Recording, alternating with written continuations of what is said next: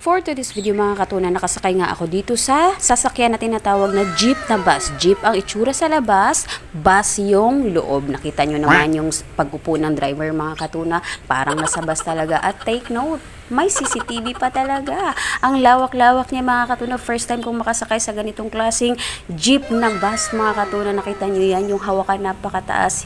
Hindi kayang abutin kapag nakaupo ka. Kaya kailangan tumayo ka upang makahawak ka sa hawakan. Kasi nga, ang loob ay parang bus, ang itsura sa labas ay parang jeep. At talaga namang nakakaaliw ito mga katuna dahil first time ko nakasakay sa ganito.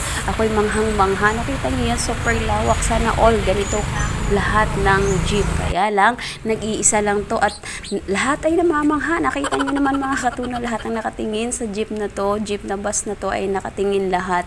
At sigurado ako ang sabi nila, oh my God, jeep ba yan? Wow, jeep ba yan? Kakaiba naman. Dahil ganyan na ganyan din mga katunan yung first expression ko nung makita ko ang jeep na bus na ito. Sabi ko, ayan yung ordinary yung jeep lang mga katunan. Nakita nyo naman, oh. Dinudungaw-dungaw niya lang, diba? Kakaiba talaga to.